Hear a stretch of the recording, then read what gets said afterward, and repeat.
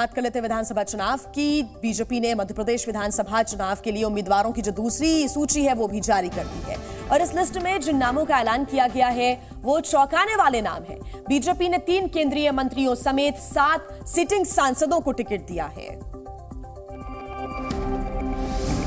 मध्य प्रदेश में होने वाले विधानसभा चुनावों के लिए बीजेपी की दूसरी लिस्ट में 39 उम्मीदवार हैं। खास बात यह है कि बीजेपी ने 3 केंद्रीय मंत्रियों सहित 7 सिटिंग सांसदों को टिकट दिया है। इनमें मुरैना की दिमनी सीट से केंद्रीय कृषि मंत्री नरेंद्र सिंह तोमर, नरसिंहपुर से केंद्रीय मंत्री प्रहलाद पटेल और निवास से फग्गन सिंह कुलस्ते को प्रत्याशी बनाया गया है। इसके अलावा सांसद राकेश सिंह को जबलपुर से उम्मीदवार, सांसद गणेश सिंह को सतना से उम्मीदवार, सांसद रिथि पाठक को सीधी से उम्मीदवार और सांसद उदय प्रताप सिंह को गाडरावारा से उम्मीदवार बनाया गया है। बीजेपी महासचिव कैलाश विजयवर्गीय को इंदौर से टिकट दिया गया है। बीजेपी की दूसरी लिस्ट में ज्यादातर वो सीटें हैं जहां पर कांग्रेस के विधायक हैं।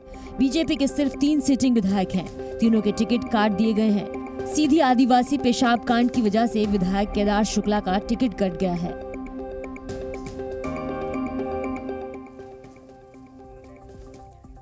3 केंद्रीय मंत्रियों समेत 7 सांसदों को टिकट देने के बाद कांग्रेस नेता और पूर्व मुख्यमंत्री कमलनाथ का भी बयान सामने आया है। उन्होंने मौजूदा सांसदों को मैदान में उतारने के पीछे बीजेपी का हार का डर बताया है। कमलनाथ ने कहा कि मध्य प्रदेश चुनाव में बीजेपी को हार दिख रही है, इसलिए उसने हताशा में आखिरी चाल चली है।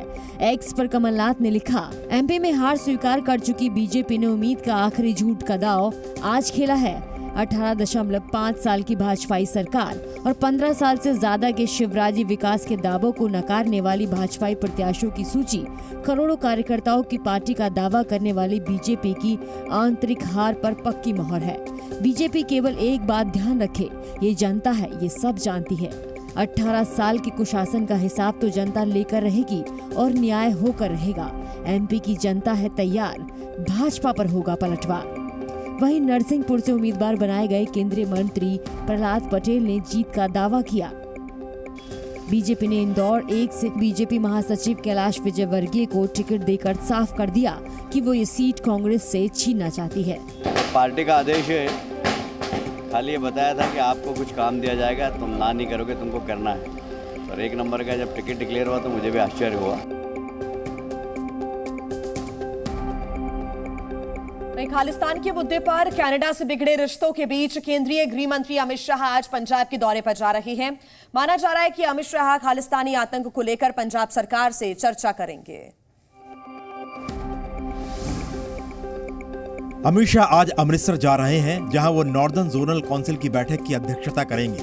इस बैठक में उत्तर भारत के राज्यों के विकास कार्यों की समीक्षा की जाएगी। लेकिन इस बैठक के बाद अमित शाह अलग से खालिस्तानी अलगाववाद और आतंक के मुद्दे पर भी चर्चा कर सकते हैं। अमित शाह खालिस्तान के मुद्दे पर पंजाब के मुख्यमंत्री भगवत मान और पंजाब के गृह मंत्री से अलग से चर्चा कर सकते हैं। खालिस्तान और गैंगस्टर के गठजोड़ के मुद्दे पर भी चर्चा हो सकती है।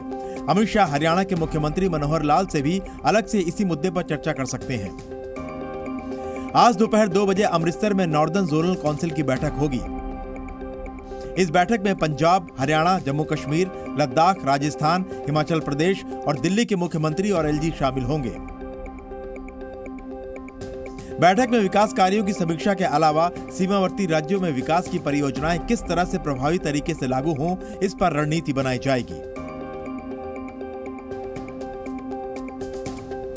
वहीं निज्जर हत्याकांड के बाद खालिस्तानी समर्थकों में बेचैनी बढ़ गई है। कनाडा के वैंकूवर में भारतीय दूतावास की सुरक्षा बढ़ा दी गई है और इस बीच खालिस्तानी आतंकी निज्जर को लेकर एक और बड़ी जानकारी सामने आई है। देखिए इस रिपोर्ट में। कनाडा में खालिस्तानी आतंकी हरदीप सिंह निज्जर की हत्या और भारत पर ट्रूडो के झूठ के बाद खालिस्तान समर्थकों में बौखलाहट है। कई धमकियां भी सामने आ चुकी हैं। ऐसे में अब कनाडा पुलिस ने भारतीय दूतावास की सुरक्षा कड़ी कर दी है। लेकिन इस बीच खालिस्तानी आतंकी निज्जर को लेकर एक नई जानकारी सामने आई है, जिसमें ये पता चल जाएगा कि आखिर क्यों कनाडा भारत के खिलाफ आवाज उठाने वालों की पसंदीदा जगह बनता जा रहा है। दरअसल कनाडा में बैठे खालिस्तानी ही इस पूरे नेटवर्क को चला रहे हैं और वहां बैठकर मानव तस्करी कर रहे हैं। हरदीप सिंह निज्जर दूसरे खालिस्तानियों मोनिंदर सिंह बुआल, परमिंदर पगली, भगत सिंह बरार के साथ मिलकर अपना एजेंडा चलाता है। एजेंडा चलाने के लिए सिख लड़कों की जरूरत होती है, जिसे मानव तस्करी की मदद से पूरा किया जाता है। लड़कों को काम दिलाने के बहाने कनाडा लाया जाता है और फिर भारत विरोधी गतिविधियों में इनका इस्तेमाल किया जाता है, जैसे कि भारतीय दूतावास के बाहर प्रदर्शन करना और खालिस्तानी एजेंडा फैलाना। कनाडा में लगभग सभी बड़े गुरुद्वारों पर इन खालिस्तानियों ने कब्जा किया हुआ है।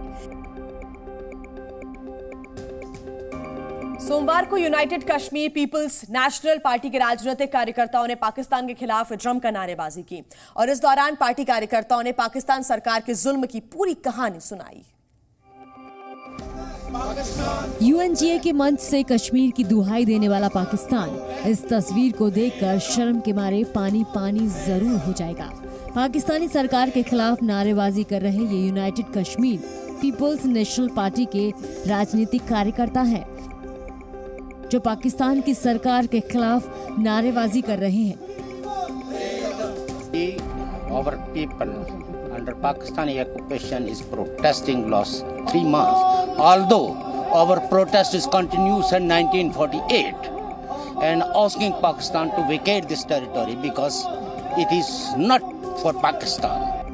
इनका कहना है कि गिलगित बाल्टिस्तान में लोग कई महीनों से महंगाई और आतंकवाद का विरोध करते हुए सड़कों पर हैं। विरोध प्रदर्शन में पश्तून, सिंधी, बलूच के कार्यकर्ताओं ने भी भाग लिया और उन्होंने संयुक्त रूप से चरमपंथ और आतंकवाद की निंदा की। भारत के विदेश मंत्री एस जयशंकर आज संयुक्त राष्ट्र महासभा के सत्र को संबोधित करेंगे। उम्मीद जताई जा रही है कि अपने संबोधन में वो आतंकवाद को लेकर पाकिस्तान और कनाडा को आईना दिखाएंगे। भारत के विदेश मंत्री जयशंकर आज शाम 6 बजे यूएन में दुनिया के सामने भारत की बात रखेंगे। अपने भाषण में जयशंकर G20 में भारत की अध्यक्षता की कामयाबी की बात तो करेंगे ही, लेकिन माना जा रहा है कि जयशंकर खालिस्तान आतंकियों की पनाहगाह बने कनाडा का भी मुद्दा छेड़ सकते हैं। यूएन सहित कई अंतर्राष्ट्रीय मंचों पर भारत आतंकवाद को पनाह देने वाले देशों के खिलाफ मुखर रहा है। ऐसे देशों में पाकिस्तान पहले नंबर पर है, लेकिन अब लिस्ट में कनाडा भी जुड़ गया है। प्रधानमंत्री जस्टिन ट्रूडो ने सभी को खास एक तरह से रिक्वेस्ट किया कि इस पर वो कुछ कहें या निंदा करें भारत की, पर उनका जो अभी तक जितना भी रिस्पांस है वो बहुत ही सीमित है। कनाडा ने भारत पर खालिस्तानी आतंकी निज्जर की हत्या का बेबुनियाद आरोप लगाया, लेकिन वो खुद इस बात को झुटला रहा है कि उसके अपने ही देश में खालिस्तानी आतंकी भारत विरोधी गतिविधियां कर रहे हैं। इसलिए माना जा रहा है कि जयशंकर संयुक्त राष्ट्र में अपने भाषण में ऐसे राष्ट्रों के दोहरे रवैये को एक्सपोज करेंगे। प्रधानमंत्री नरेंद्र मोदी आज से 2 दिन के गुजरात दौरे पर रहेंगे और इस दौरान वो गुजरात में 5,000 करोड़ रुपए से ज्यादा की परियोजनाओं का शिलान्यास और लोकार्पण करेंगे। प्रधानमंत्री नरेंद्र मोदी आज और कल गुजरात दौरे पर जा रहे हैं। प्रधानमंत्री यहां वाइब्रेंट गुजरात वैश्विक शिखर सम्मेलन के 20 साल पूरे होने के अवसर पर कार्यक्रम में शामिल होंगे। आज शाम 6 बजे प्रधानमंत्री मोदी अहमदाबाद एयरपोर्ट पर उतरेंगे। अहमदाबाद एयरपोर्ट पर ही प्रधानमंत्री मोदी बीजेपी की 20,000 महिला कार्यकर्ताओं और नेताओं को संबोधित करेंगे। इसका मकसद महिला आरक्षण बिल पारित होने के लिए पीएम मोदी का आभार व्यक्त करना है। 27 सितंबर को पीएम मोदी छोटा उदयपुर के बोडेली में 5200 करोड़ रुपए से ज्यादा की परियोजनाओं का शिलान्यास करेंगे। छोटा उदयपुर में पीएम मोदी जनसभा को भी संबोधित करेंगे। इसके बाद गांधीनगर में PM Modi vibrant Gujarat global summit की 20वीं वर्षगांठ में शामिल होंगे। वाइब्रेंट गुजरात वैश्विक शिखर सम्मेलन की शुरुआत पीएम मोदी ने 28 सितंबर 2003 में की थी, लेकिन गुजरात रवाना होने से पहले प्रधानमंत्री मोदी सुबह 10:30 बजे वीडियो कॉन्फ्रेंसिंग के जरिए 51,000 अपॉइंटमेंट लेटर युवाओं को देंगे।